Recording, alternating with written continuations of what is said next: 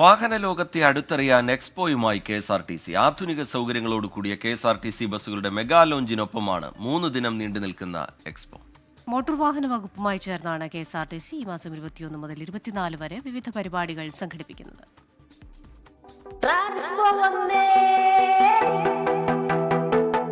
ട്രാൻസ്പോ 2025 ഗതാഗത ലോകത്തെ വിസ്മയ കാഴ്ചകൾ. ട്രാൻസ്പോ 2025 KSRTC MVD മോട്ടോ എക്സ്പോ എന്നാണ് ഉദ്യമത്തിന് പേര്. ഈ മാസം 21-ന് തിരുവനന്തപുരം ആനയറയിൽ വെച്ച് ആധുനിക സൗകര്യങ്ങളോടെ നിരത്തിലിറക്കുന്ന KSRTC ബസ് മുഖ്യമന്ത്രി ഫ്ളാഗ് ഓഫ് ചെയ്യും. പിറ്റേ ദിവസം മുതൽ കനകക്കുന്നിൽ എക്സ്പോ ആരംഭിക്കും.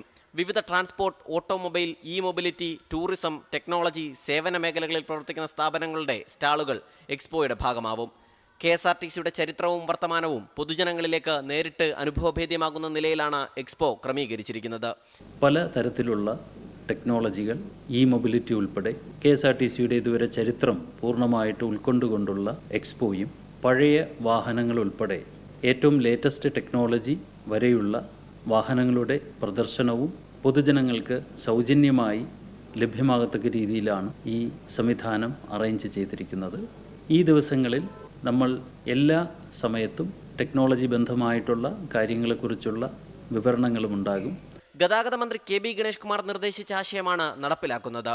സന്ദർശകർക്ക് വാഹനങ്ങൾ നേരിട്ട് കാണാനും അവയുടെ സവിശേഷതകൾ മനസ്സിലാക്കാനും പരീക്ഷണ യാത്രകൾ നടത്താനും സംവിധാനമൊരുക്കും. KSRTC കുടുംബത്തിലെ കലാകാരന്മാരുടെ കലാ സാംസ്കാരിക പരിപാടികളും ഒരുക്കിയിട്ടുണ്ട്. 24 തിരുവനന്തപുരം.